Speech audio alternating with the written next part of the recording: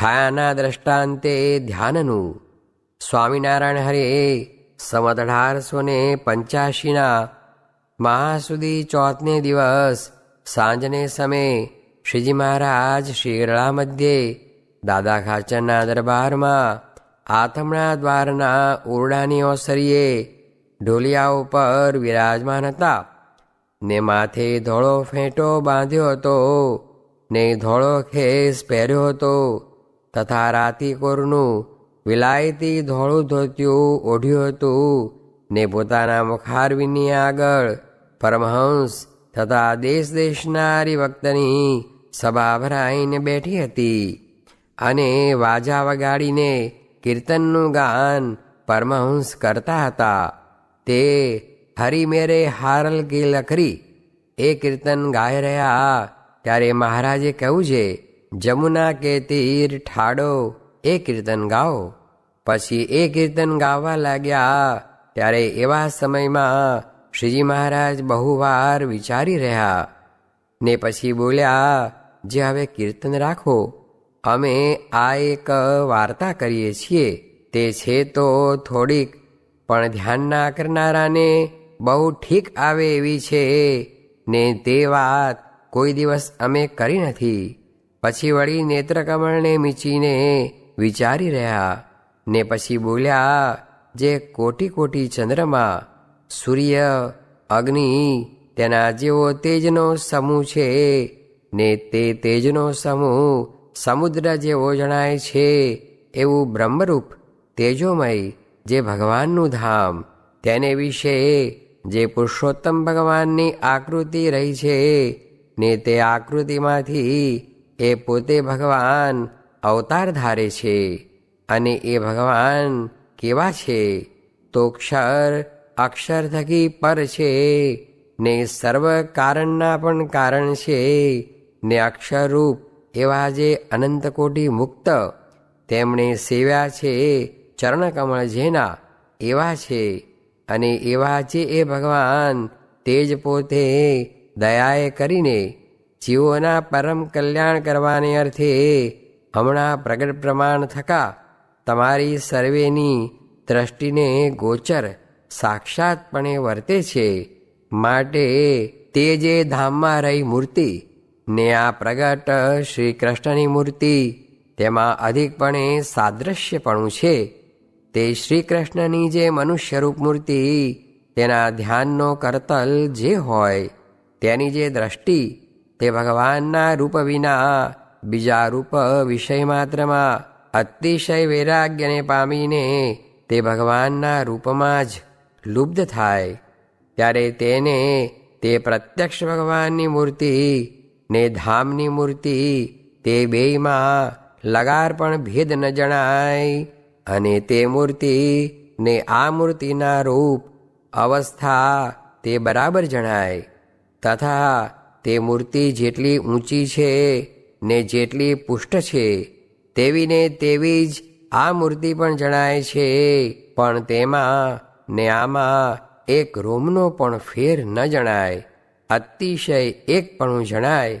એવી રીતે તેમાં ને આ મૂર્તિમાં ફેર લગાર પણ નથી. તે મૂર્તિને આ મૂર્તિ એક જ છે.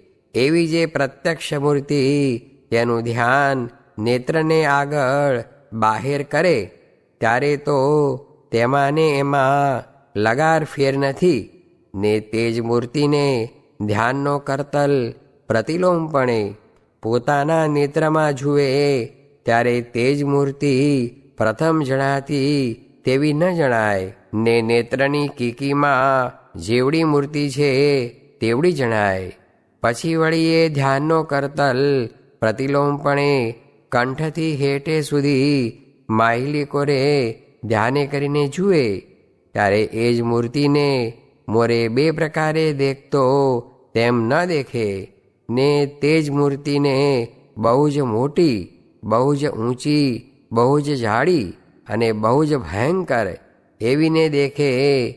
જેમ મધ્યાહન કાળનો સૂર્ય હોય ત્યારે છાયા પુરુષના શરીર બરોબર હોય અને તે જ સૂર્યને આત્મ્યાટાણું થાય ત્યારે છાયા મોટી લાંબી થાય, પણ પુરુષના શરીર પ્રમાણે નથી રહેતી, તેમ તે મૂર્તિ પણ પૂર્વે કહી તેવી મોટી થાય.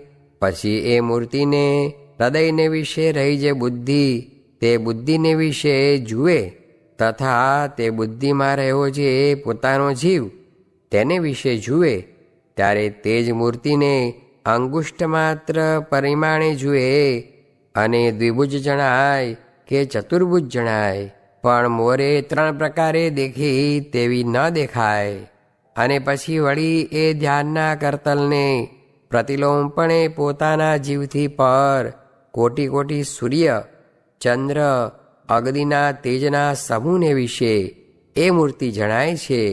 તે જેવી દ્રષ્ટિ આગળ જણાતી હતી તેવી જ રીતની જણાય છે, પણ લગાર ફેર નથી જણાતો. માટે ગુણાતીત એવું જે અક્ષરધામ, તેને વિશે જે મૂર્તિ છે તે જ મૂર્તિ પ્રત્યક્ષ છે, એ બેમાં ફેર નથી. જેમ ધામની મૂર્તિ ગુણાતીત છે, તેમજ મનુષ્ય મૂર્તિ પણ ગુણાતીત છે. અને પૂર્વે જે મૂર્તિમાં ફેર પડ્યો તે તો ગુણમય એવા જે સ્થાનક તેને કરીને પડ્યો, તે નેત્રમાં સત્વગુણ, અને કંઠમાં રજોગુણ, અને બુદ્ધિમાં રહ્યો જે જીવ તે પણ ગુણમય છે. એમ વાર્તા કરીને પછી બોલ્યા જે મોરે ગાતા હતા તે કીર્તન ગાઓ. એવી રીતે શ્રીજી મહારાજે પોતાના પુરુષોત્તમ સ્વરૂપના નિરૂપણની વાર્તા પરોક્ષપણે કરીને કહી. ઇતિ વચનામૃતમ. એ રીતે ગરડા અંત્ય પ્રકરણનું 31મું વચનામૃત જે તે થયું. સાધન કરી કરીને મરી જાય તો પણ વાસના ટળે નહીં, એ તો મોટા અનુગ્રહ કરે ત્યારે જ ટળે છે. સ્વામિનારાયણ હરે સ્વામીએ વાત કરી છે, આપણું તો દર્શન કરશે તેનું કલ્યાણ થશે, પણ બહુ મહિમા કહીએ તો કોઈ વર્તમાન પાડે નહીં. ને આ તો મુક્તે દેહ ધર્યા છે, ને વાસના જેવું જણાય છે, તે તો દેહ ધર્યો તેનો ભાવ જણાય છે, નીકળતો દેહ રહે નહીં. સ્વામિનારાયણ હરે સ્વામીએ વાત કરી છે, આ તો અનંત ભગવાનના ભગવાન છે એટલું જ કહીએ છીએ, એથી આગું કેટલું કહીએ. તે આપણા ઘરમાં આવીને બેઠા છે, આ તો કૂબામાં જેમ હાથી બાંધે છે તેમ છે. સ્વામિનારાયણ હરે સ્વામીએ વાત કરી છે, ભગવાનને જેની કસર ટાળવી હોય તેને આ લોકમાં જન્મ ધરાવીને અજ્ઞાની કરી નાખે, ને તે અતિ દીન થઈ જાય, ને તેને પછી એવું થાય છે મારું કલ્યાણ શી રીતે થશે, એવું કરાવીને કસર ટળાવે. સ્વામિનારાયણ હરે સ્વામીએ વાત કરી છે, ભગવાનની મૂર્તિને ચિંતામણી કહી છે, તે એમ સમજાણું છે કે નથી, એ પ્રશ્નનો ઉત્તર કર્યો છે. ચિંતામણી તો ખરી, પણ બાળકના હાથમાં છે.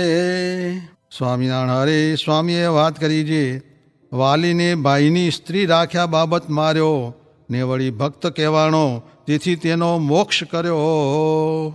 સ્વામિનારાયણ હરે સ્વામીએ વાત કરી છે, સમાધિમાં સ્વરૂપ દેખાય છે તે કાર્ય છે, ને પ્રગટ મનુષ્યરૂપ છે તે કારણ છે. સ્વામિનારાયણ હરે સ્વામીએ વાત કરી છે, આપણને ભગવાન તથા સાધુ મળ્યા છે ને ઓળખાણા છે, તેથી કાંઈ કરવું રહ્યું નથી, પણ શાંતિ થતી નથી. તેનું કારણ એ છે જે વિષયમાં રાગ છે, જે મનનું ધાર્યું કરવું તથા આજ્ઞા લોપાય તથા અજ્ઞાન, એ ત્રણે કરીને શાંતિ થતી નથી. સ્વામિનારાયણ હરે સ્વામીએ વાત કરી છે, જન્મ થયા મોર શાદી ક્યાંથી લખાય, તેમ પુરુષોત્તમ આવ્યા નહોતા તેની વાત શાસ્ત્રમાં ક્યાંથી લખાણી હોય. સ્વામિનારાયણ હરે સ્વામીએ વાત કરી છે, જેતલપુરના માહોલમાં મુક્તાનંદ સ્વામી આદિક પરમહંસને શ્રીજી મહારાજે પૂછ્યું છે, અમે જે ધામમાં જઈએ છીએ તે ધામમાં તમારા વખાણ થાય છે, ને જે શાસ્ત્ર સાંભળીએ છીએ તે શાસ્ત્રમાં પણ તમારા વખાણ થાય છે. તે તમારામાં એવી શી મોટપ છે જે સર્વે ઠેકાણે તમારા વખાણ કરે છે. એમ કહીને શ્રીજી મહારાજ બોલ્યા છે, તુંબડી ફૂટી જાય તો તમને સાજી કરતા આવડે? ત્યારે મુક્તાનંદ સ્વામીએ કહ્યું છે, ના મહારાજ. પછી મહારાજે કહ્યું છે, તમે તમારી મોટપને જાણતા નથી. એમ કહીને બોલ્યા છે, લ્યો, અમે તમારી મોટપને કહીએ છીએ જે આ 50 કોટી યોજન પૃથ્વી છે, તેથી 10 ગણું જળ છે, તેથી 10 ગણું તેજ છે, તેથી 10 ગણો વાયુ છે, તેથી 10 ગણો આકાશ છે, તેથી 10 ગણો અહંકાર છે, તેથી 10 ગણું મહત્તત્વ છે, તેથી અનંત ગણી પ્રકૃતિ ને પુરુષ છે, ને તેથી અનંત ગણું અક્ષરધામ છે. તે ધામમાંથી 1,00,000 મણ લોઢાનો ગોળો પડતો મૂકીએ, તે વાયુને લેરખે ઘસાતો ઘસાતો પૃથ્વી ઉપર આવે ત્યારે રજ મેળો રજ થઈ જાય, એટલે છેટે અક્ષરધામ છે. પણ જો અહીં અલ્પ જેવો જીવ હોય ને તમે એમ ધારો જે આ જીવ અષ્ટ આવરણ પાર જે અક્ષરધામ તેમાં જાય તો તત્કાળ જાય. એવું તમારા સંકલ્પમાં બળ છે. જેમ જંતરડામાં ઘાલીને પાણો ફગાવી નાખે તેમ તમે પણ જે જીવને અહીંથી અક્ષરધામમાં ફગાવો તેને ત્યાં જાતા વચમાં કાળ માયાદિક કાંઈ આડું આવી શકે નહીં. એવું તમારા કાળામાં બળ છે, પણ તમે તમારી મોટપને જાણતા નથી. વળી તમ જેવા જે સંતને કોઈ ભાવે કરીને જમાડે તેને કોટી યજ્ઞનું પુણ્ય થાય છે ને તેનો મોક્ષ થાય છે. ને તમારા ચરણનો કોઈ સ્પર્શ કરે છે તેના કોટી જન્મના પાપ નાશ પામે છે. ને તમને ભાવે કરીને જે વસ્ત્ર ઓઢાડે છે તેનું પરમ કલ્યાણ થાય છે. ને તમે જે નદી તળાવ કૂવા તેને વિશે નાઓ છો તે સર્વે તીર્થરૂપ થાય છે. ને તમે જે વૃક્ષ તળે બેઠા હો ને જે વૃક્ષનું ફળ જમ્યા હો તે સર્વેનું રૂડું થાય છે. ને તમારા કોઈ ભાવે કરીને દર્શન કરે છે ને કોઈ તમને ભાવે કરીને નમસ્કાર કરે છે તે સર્વેના પાપનો ક્ષય થાય છે. ને વળી તમે જેને ભગવાનની વાત કરો છો ને કોઈને નિયમ ધરાવો છો તેનો મોક્ષ થાય છે. ઇત્યાદિ જે સર્વ તમારી ક્રિયા છે તે નિર્ગુણ છે ને જીવના કલ્યાણને અર્થે છે. ને આવો જે તમારો મહિમા તે શેણે કરીને છે તો સર્વ થકી પર જે અક્ષરધામ તેના પતિ એવા જે આ પ્રત્યક્ષ પુરુષોત્તમ ભગવાન તેની તમો સર્વેને સાક્ષાત્કાર પ્રાપ્તિ થઈ છે. ને તે પુરુષોત્તમનો તમારે દ્રઢ આશરો થયો છે. ને પુરુષોત્તમ આ તમારી સભામાં આવીને બેઠા છે ને તમોને પોતાની મૂર્તિનું પ્રત્યક્ષ સુખ આપે છે. માટે હવે તમારે કાંઈ કરવું રહ્યું નથી. ને જેવી અક્ષરધામના મુક્તને પુરુષોત્તમ ભગવાનના સુખની પ્રાપ્તિ થઈ છે તેવી તમારે પણ આ પ્રત્યક્ષ પુરુષોત્તમના સુખની પ્રાપ્તિ થઈ છે. તે પુરુષોત્તમના સંબંધે કરીને આવી તમારી મોટપ છે. ને વળી અનંત કોટી બ્રહ્માંડમાં અમારું કર્યું થાય છે. ને અમારે પ્રતાપે કરીને તમારું પણ અનંત કોટી બ્રહ્માંડમાં કર્યું થાય છે, પણ તેને તમે જાણતા નથી. તે આવા અસમર્થ રાખ્યા તેનું શું કારણ છે? તો આ પ્રત્યક્ષ ભગવાનનું સુખ લેવાને અર્થે તમારું સામર્થ્ય રૂંધી રાખ્યું છે. ને જે તમારું સામર્થ્ય છે તેવું જો હું દેખાડું તો તમારે આ લોકમાં કોઈની ગણતી જ આવે નહીં. તેણે કરીને કોઈ જીવનું કલ્યાણ પણ થાય નહીં. માટે નિર્ભય થઈને પ્રત્યક્ષ પુરુષોત્તમનું સ્મરણ કરજો, પણ આ લોકના દુઃખે કરીને દુઃખ પામશો નહીં.